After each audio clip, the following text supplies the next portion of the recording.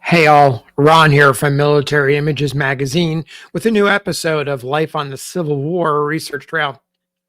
George Michael Neese, life dates 1839 to 1921, of Newmarket, Virginia, was steadfastly opposed to war. Yet, when Civil War came to the disunited States of America in 1861, then 22-year-old Neese, pictured here long after the blue fought gray, set aside whatever objections he had and went off to fight for the seceded states that broke ties with the Constitution and formed a new nation. Neese began his war service in May 1861, just a month after Fort Sumter. He went in with a local militia company and then became a gunner in Chew's battery of Stuart's horse artillery. Attached to the Army of Northern Virginia, he and his comrades saw plenty of action in momentous battles. Captured at Fisher's Hill, Virginia, in October 1864, he signed the oath of allegiance to the Constitution and gained his release from prison at Point Lookout, Maryland. He happened to be a dedicated diarist and kept a journal through the war, missing only a few days. He published that diary in 1911 in book form titled 3 Years in the Confederate Horse Artillery.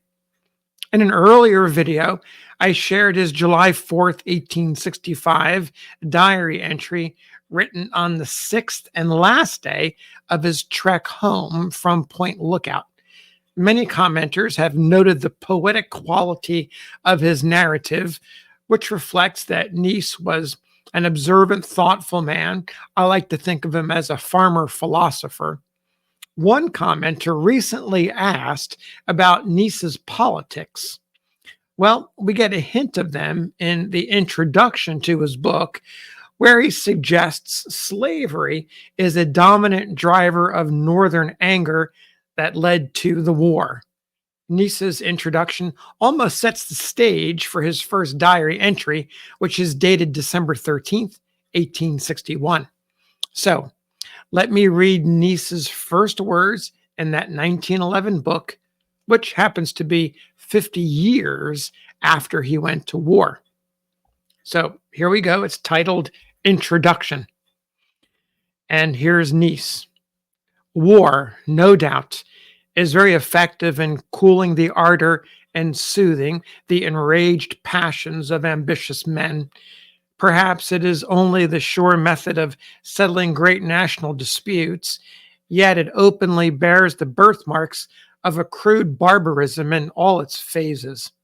It is a shame to civilization and a disgrace to modern Christianity that war is even sometimes considered a necessity in adjusting national or internal difficulties, especially between nations that glory in the appellation of Christian. Still, though strange it may seem, there are plenty of men that are willing and eager to adopt the same methods that our far-off progenitors resorted to in the dim dawning twilight of civilization when they were still struggling to peel off the first stratum of savagery.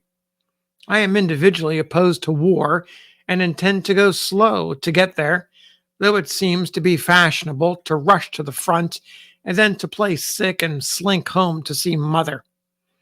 When imperative duty calls me to the field of actual war to resist the onward march of an invading foe, then and not until then will I respond to the demands of patriotism voluntarily.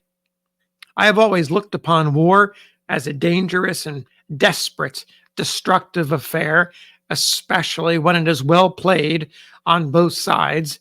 Therefore, battlefields have no charms for me.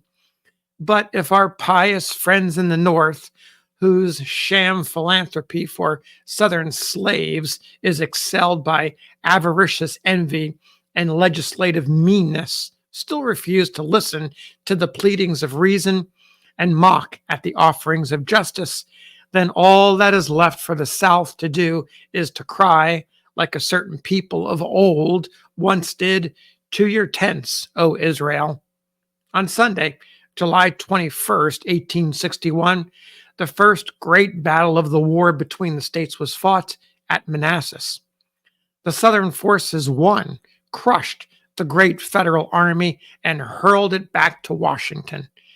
But the great disaster sustained by the Federal Army had no appreciable effect in quelling the surging tide of human passion that has lashed itself into furious war. If anything, it only veiled the star of peace in a deeper gloom and made both sides more determined to die in that last ditch. The war cloud is growing darker and thicker and more threatening every day. All over the land, both north and south, great preparations are in progress for a long and bloody struggle, and at this juncture of affairs, nothing but the sacrifice of rivers of human blood and thousands of noble lives will smooth the frowning wrinkles on war's fiery front. These latter days of autumn 1861 that are creeping slowly away and drifting the season into winter find me in the militia camp at Winchester, Virginia, playing soldier with a flintless flintlock musket. But if all reports are true concerning the vast and careful preparations that our former Christian-like friends on the north side of the Potomac are making for the butcher business, then this playing soldier in the militia, like these autumn days, is too bright to last. 1,000 thoughts are chasing one another through my mind, filling me with embarrassing anxiety and tossing me to and fro on the restless billows of indecision as to what part and how to play it in the coming tragical struggle will be best for me to choose. For I will surely have to take part in the great drama that is already rehearsing on the boards, and in doing so, my great and longing desire is to render my performance under the supervision and direction of an efficient manager, one who has studied the entrances and the exits, the advantages and disadvantages of positions, the probable effects of casualties, the dangers of delay, the efficacy of timely evolutions, and one who knows, sees, and feels the all-important moment to call exunt. As for the militia officers, the great majority of them have had no opportunity to unbuckle their genius for evolving and executing intricate maneuvers on the field, and from the observations that I have made in the field maneuvers since I have been in the camp, I have come to the conclusions that the talent for military science in this particular portion of the militia died a borning. So there you have the opening thoughts of George Neese of Chew's Battery of Stuart's Horse Artillery. This is a man who is a farmer, and my gosh, does he have command of the English language. Here we get his setup for his diary entries that begin in mid-December of 1861, and buried within there is some remarks about slavery and the North, and they're pushing an agenda of legislation and meanness in his mind. It's a different perspective about how a private Southern soldier from Virginia viewed the war and the role of the North and the South in it. Take care. Thanks for listening. We'll see you on the next episode of Life on the Civil War Research Trail.